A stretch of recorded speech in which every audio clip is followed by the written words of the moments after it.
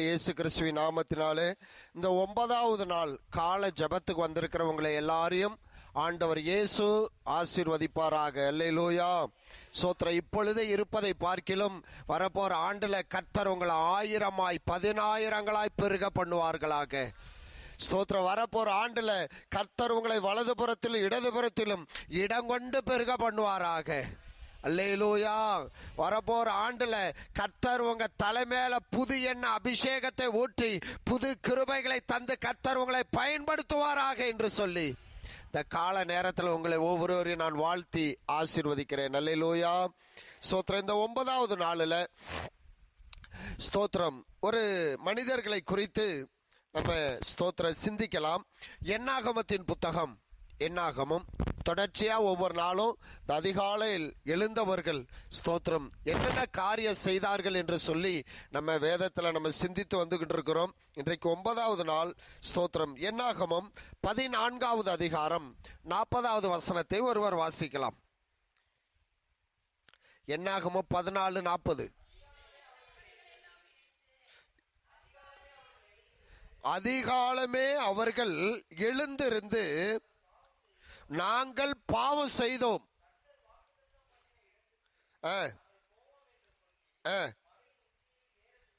இங்க பாருங்க, இந்த 9வது நாள்ல நம்ம யாரை குறித்து ஆண்டவர் பேச போகிறார்னா, தேவன் நேசிக்கிற ஸ்தோத்திர இஸ்ரவேல் ஜனங்களை குறித்து ஆண்டவர் இந்த நாள்ல இந்த கால நேரத்தில் பேச போகிறார்.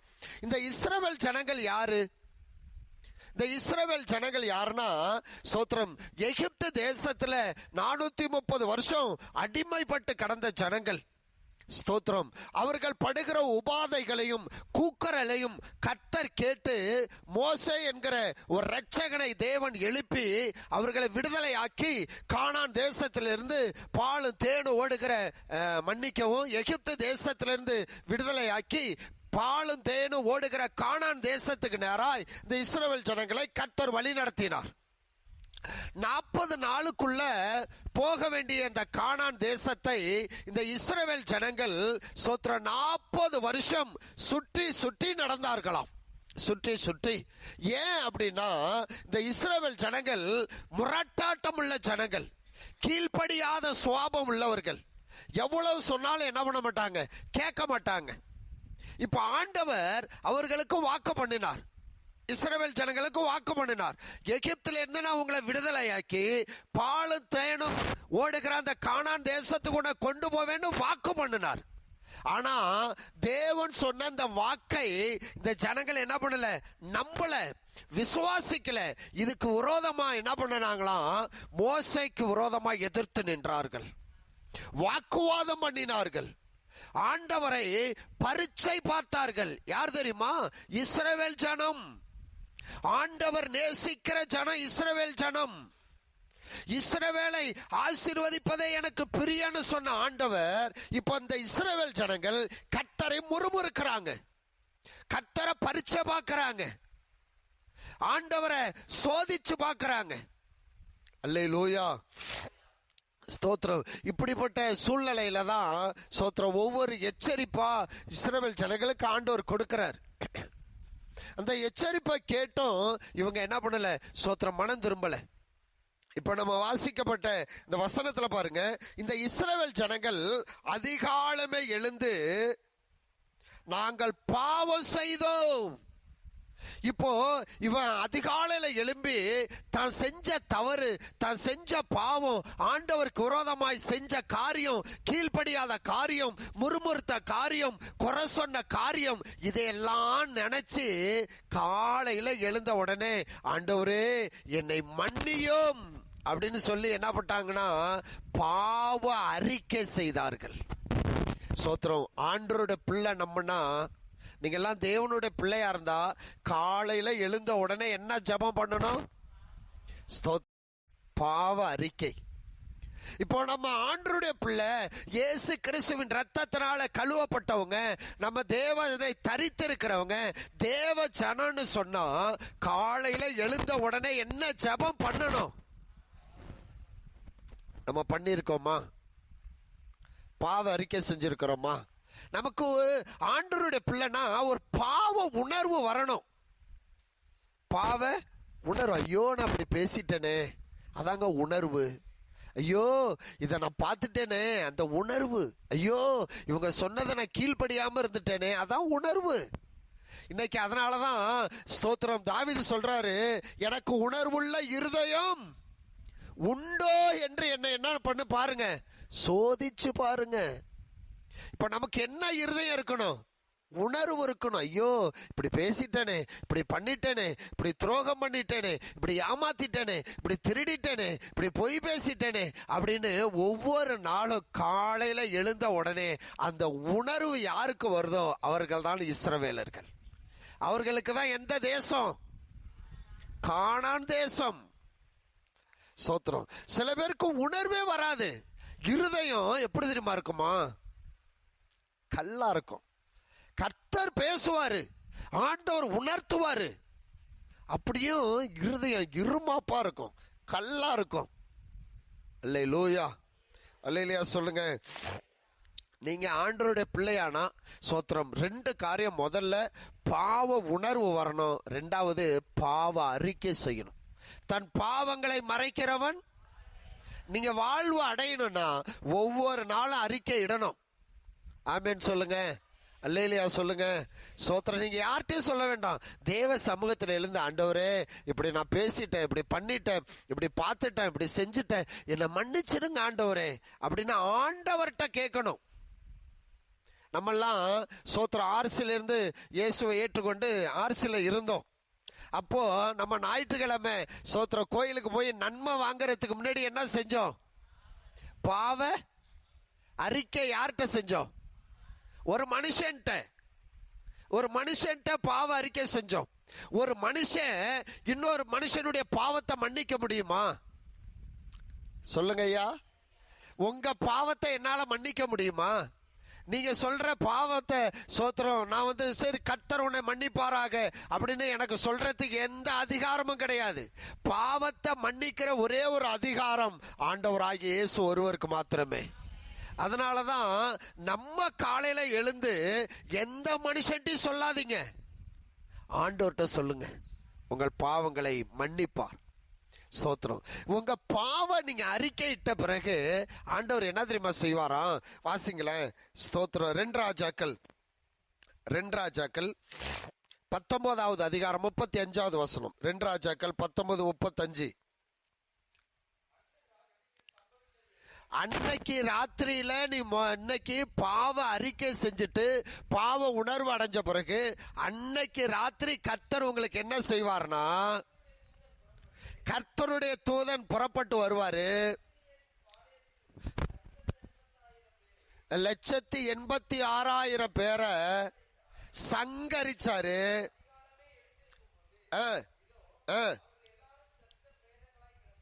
அல்லேலூயா. நல்லா கவனிங்க. நீங்க அதிகாலையில எழும்பி ஆண்டவர்கிட்ட பாவ உணர்வு அடைஞ்சு பாவ அறிக்கை செஞ்சீங்கன்னா உங்களுக்காக பரலோகத்திலிருந்து ஒரு தேவ தூதன் இறங்கி வருவாரு. ஆமென் சொல்லுங்க, அல்லேலூயா சொல்லுங்க. உங்களை அழிக்க நினைக்கிற அசிரியர்களை கர்த்தர் ஸ்தோத்திரம் வெட்டி போடுவாரு. ஸ்தோத்திர. காலையில நீங்க ஏந்திரிச்சு பாத்தீங்கன்னா உங்களை நான் கெடுக்க நினைக்கிற, அழிக்க நினைக்கிற, ஸ்தோத்திரம் துன்புறுத்துகிற ஸ்தோத்திரம் அசீரியர்களை ஸ்தோத்திரம் ஆண்டவர் வெட்டி வீழ்த்தி கிடப்பார், மாண்டு போய் கிடப்பாங்க. நீ ஒன்னும் செய்ய வேண்டாம். காலையில எழுந்த ஆண்டவர்கிட்ட நீங்க பாவ அறிக்கை செய்யுங்க. ஸ்தோத்திரம். உங்களுக்காக பரலோகத்திலிருந்து ஒரு தூதன் இறங்கி வருவார். அல்லேலூயா சொல்லுங்க. ஆனா நம்ம என்ன செய்யறோம் தெரியுமா? காலையில எழும்புறது இல்ல, இல்லைங்க. காலையில நீங்க எழும்பினாதான் உங்க ஊர்ல உங்க குடும்பத்துல கிரியை செய்கிற தாகோனுடைய ஆவிகள் தகர்ந்து போகும். பாருங்க, ஒரு வசனம் படிங்களேன். ஸ்தோத்திரம். ஒரு வசனம் படிங்க. 1 சாமுவேல் 5வது அதிகாரம் 4வது வசனத்தை சீக்கிரம் படிங்க. 1 சாமுவேல் 5:4. அவர்கள் மறுநாள் காலமே தாகோன் அல்லாமல்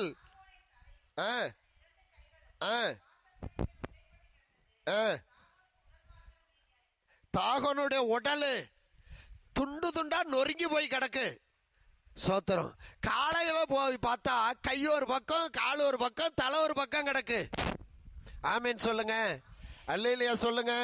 ஸ்தோத்திரம். நம்ம காலையில எழுந்து ஜெபிக்கிற ஆளா, கர்த்தருடைய சமூகத்துல ஸ்தோத்திர பாவ அறிக்கை செய்கிற ஆளா நம்ம இருந்தோம்னா, நம்ம குடும்பத்துல, நம்முடைய கிராமத்துல, நம்ம ஊர்ல ஸ்தோத்திர சுத்தி திரிகிற தாகனுடைய தலையெல்லாம் துண்டாய் போய் கிடக்கும். கை காலெல்லாம் உடைஞ்சு போய் கிடக்கும். ஸ்தோத்திரம். அவன் தலை இல்லாத ஆளு. நம்ம காலையில எழும்பணும். ஆனா ஸ்தோத்திரம். இந்த பாருங்களேன், இந்த பிசாசுக்கு பைபிள்ல ஒரு பேர் இருக்கு.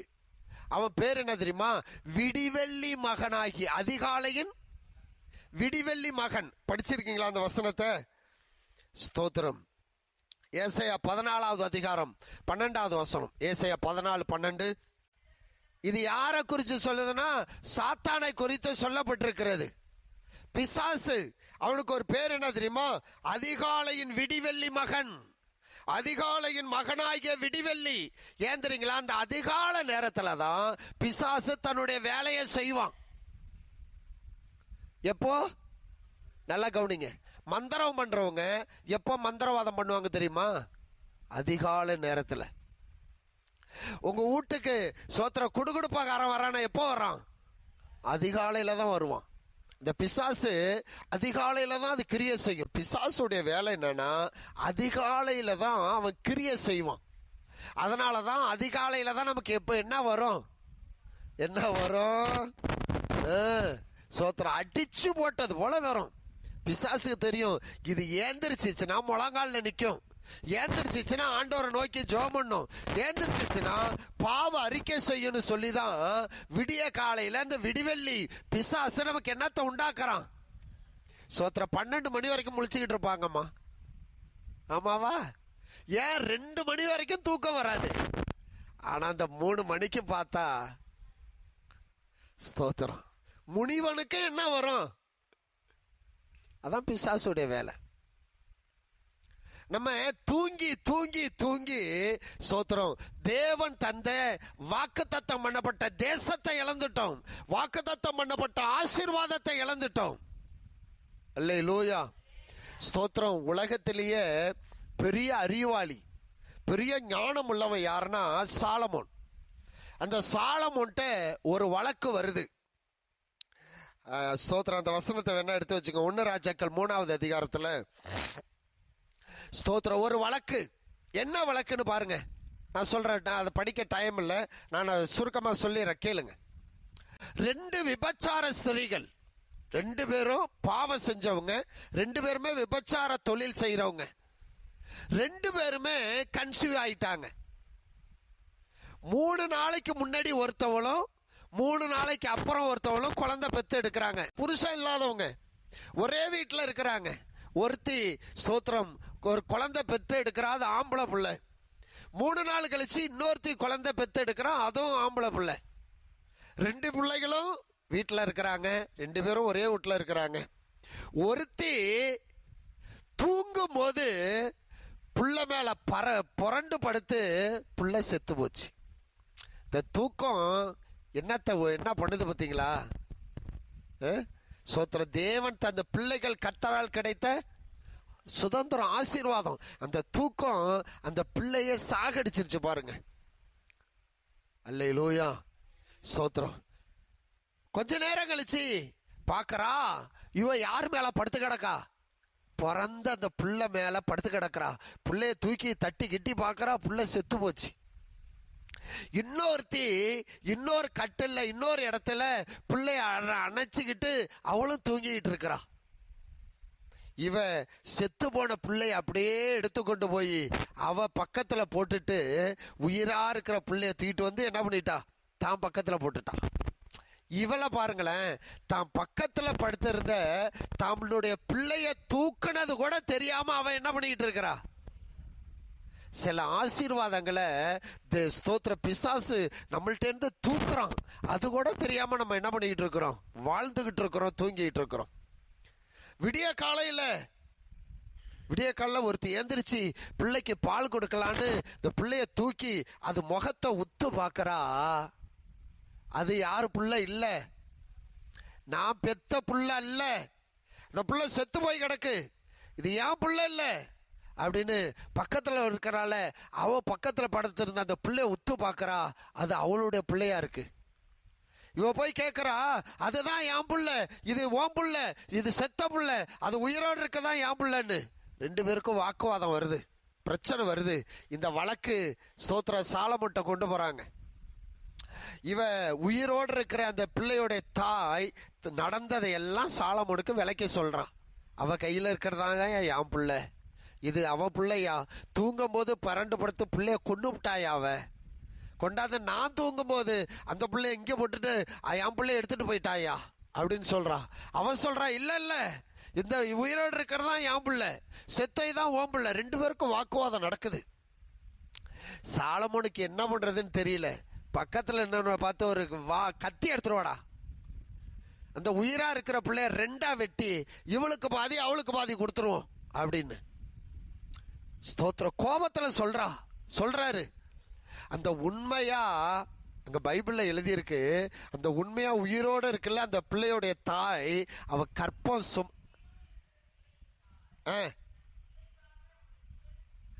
என்னது அப்பா, அந்த வார்த்தை அத சாதாரணமா நினைச்சிடாதீங்க. பெத்த சொல்லுவாங்கல்ல, பெத்த வயிறு, சொல்லுங்க என்னது, அதெல்லாம் என்ன அர்த்தம் தெரியுங்களா? நம்ம ஈஸியா சொல்லிடுறோம். இந்த பெத்தவங்களுக்கு தாங்க தெரியும் இந்த பிள்ளையோட அருமை. அவன் சொல்றா, என் குடல் என்ன பண்ணுது, துடிக்குது, என் குடல் கொதிக்குது, என் பிள்ளை என்ன பண்ணிடாதீங்க, ஒண்ணு செஞ்சிடாத ராஜா, அவ கையில உயிரா இருந்தாலும் இருக்கட்டும், கொன்னுறாதீங்க அப்படின்னு. ஆனா இன்னொருத்தி இருக்கிறா பாருங்க, அவ சொல்றா, இல்ல இல்ல இல்ல இல்ல இல்ல, no no no no no no, ரெண்டா வெட்டு, எனக்கும் வேண்டாம் அவளுக்கும் வேண்டாம். இப்ப ராஜா பார்த்தாரு, உண்மையான இந்த பிள்ளையுடைய தாய் யாருன்னு என்ன பண்ணிட்டாரு. ஸ்தோத்திரம். இப்ப இந்த சூழ்நிலை நீங்க வச்சு பாருங்க, ஸ்தோத்திரம், எங்க இருந்தாலும் என் பிள்ளை உயிரோட இருக்கட்டும் அப்படின்னு நினைக்கிறவங்க தானே தாய். இல்ல இல்ல, இப்பவே வெட்டி எனக்கு பாதி உனக்கு பாதி, அது வெட்டி கொடுத்து அதை என்ன திங்க போறியா நீனு, என் பிள்ளை செத்து போச்சு இல்ல, உன் பிள்ளை என்ன ஆகணும். ஸ்தோத்திரம். அது அடுத்தவங்களுக்கு. இப்போ இந்த சம்பவத்திலிருந்து ஆண்டவர் எனக்கு என்ன கற்றுக் கொடுத்தாருன்னா, ஸ்தோத்திரம், சில ஜனங்கள், சில விசுவாசிகள் தூங்கி தூங்கி தூங்கி தேவன் தந்த சில உச்சிதமான ஆசீர்வாதங்களை இவர்களே போக்கடித்தார்கள், இவர்களே கொன்னுட்டாங்க. பிள்ளைய கொடுத்தது கர்த்தரு, ரெண்டு பேருக்கும் அவ பாவிதான். ஆனா பாவியா இருந்தாலும் ரெண்டு பேருக்கும் ஆம்பளை பிள்ளை. நம்ம சில பாவம் செஞ்ச பாவிகளா தான் இருக்கிறோம். ஆனா அந்த பாவத்தை பார்க்காம சில நன்மைகளை, சில ஆசீர்வாதங்களை கர்த்தர் நமக்கு என்ன பண்றாரு, கொடுக்கிறாரு.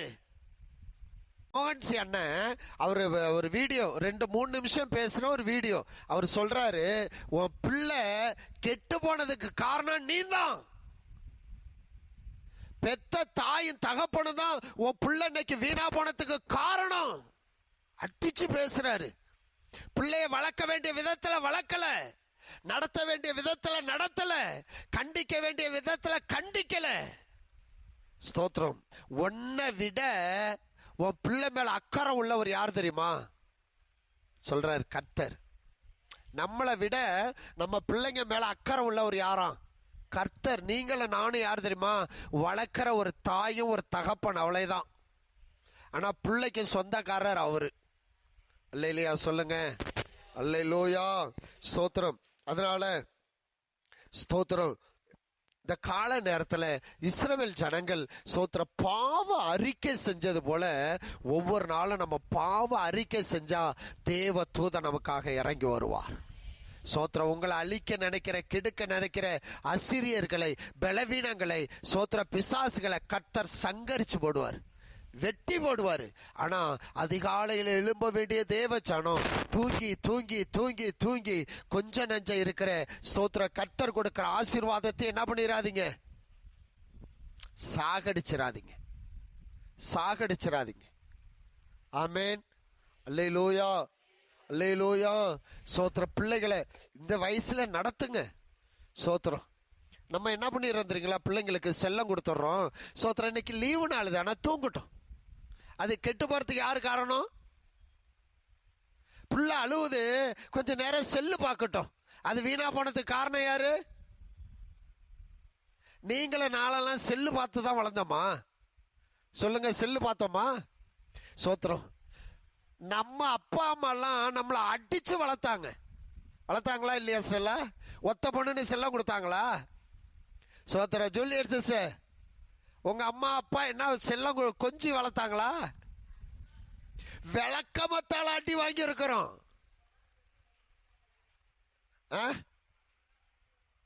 அப்பெல்லாம் செல்ல தெரியாத. சோத்திரம். ஒத்த பிள்ளையா இருந்தாலும் அடிதான், 5 பிள்ளையா இருந்தாலும் அடிதான். விளக்கமத்தால் அடி வாங்கியிருக்கோம், செருப்பால் அடி வாங்கியிருக்கிறோம். கம்பு எடுத்தாங்கன்னா கம்பு பிஞ்சு போவோம். உப்பு முட்டி போட்ட ஆளெல்லாம் இருக்காங்க. சோத்திரம். அப்படியெல்லாம் கண்டிச்சதுனால இன்னைக்கு நம்மெல்லாம் எப்படி தெரியுமா இருக்கிறோம்? நல்லா இருக்கிறோம். அல்லேலூயா சொல்லுங்க, அல்லேலூயா சொல்லுங்க. நம்ம சாப்பிட்டது பழைய சோறும் பச்சை மிளகாயும் வெங்காயமும் தின்னோம். ஆனால் இன்னைக்கு நம்ம பிள்ளைங்களுக்கு வறுத்த சோறு கேட்குது, ஃப்ரைட் ரைஸ் வேணுங்குது, கிரில் சிக்கன் வேணுங்குது. சோத்திரம். அல்லேலூயா. நம்ம என்ன பண்ணிடுறோம்? அந்த நம்ம தெரியுங்களேன். சோத்திரம். நம்ம காலத்தில் நம்ம அப்பா அம்மாட்ட ஒரு புது சட்டை வாங்கணும்னா கெஞ்சணும். அதுவும் வருஷத்துக்கு ஒரு சட்டை தான் கிடைக்கும். இப்பெல்லாம் நினைச்சா பிள்ளைங்களுக்கு என்னது, நினைச்சா சட்டை, நினைச்சா ஆன்லைன்ல அதுவே ஆர்டர் போடுது, போட்டுருதுங்க. காசு மாத்திரம் நம்மள்ட்ட வாங்குதுங்க. இந்த அளவுக்கு இந்த பிள்ளைகளுக்கு நம்ம செல்லம் கொடுத்து இந்த பிள்ளைங்களை நம்மளே கெடுத்துட்டோம். அல்லேலூயா, அல்லேலூயா சொல்லுங்க. சோத்திரம். அதனால தான் வேதம் சொல்லுகிறது, பிள்ளை ஆண்டவனை நடத்த வேண்டிய வழியில நீ என்ன பண்ணு, நடத்து. முதிர் வயதில் அவன் என்ன பண்ண மாட்டான். ஒத்த பிள்ளையா இருந்தாலும் அடிச்சு வள, அவன் நல்லா இருப்பான். ஆமேன் சொல்லுங்க, அல்லேலூயா சொல்லுங்க, அல்லேலூயா. பழமொழி சொல்லுவாங்க பழங்காலத்தில், ஒரு பிள்ளைக்கு உரியில சோறு, 4 பிள்ளைக்கு நடு வீதியில சோறும்பாங்க. அந்த பழமொழி உங்களுக்கு தெரியுமா? ஒத்த புள்ள வச்சிருக்கிறவங்க அவங்க என்ன பண்ணுவாங்களா, அந்த பிள்ளைக்கு சாப்பாடை சமைச்சு அந்த உரின்னு சொல்லுவாங்க, மேலே அப்படி கட்டி தொங்கும். ஏன்னா அதில் வந்து ஈ எறும்பு எதுவும் அண்டாது, அப்படி மேலே வச்சிருப்பாங்க உரி.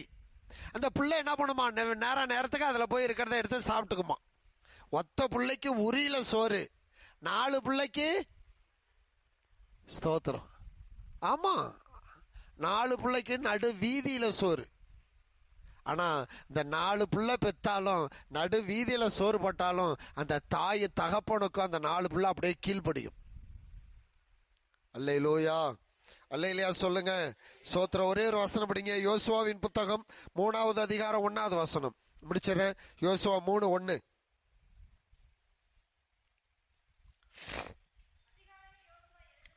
நல்லா கவனிங்க. அதிகாலமே கர்த்தருடைய ஊழியக்காரனாகிய யோசுவா எழுந்திருந்த பின்பு அவனும், நல்லா கவனிங்க, இஸ்ரவேல் புத்திரர் அனைவரும்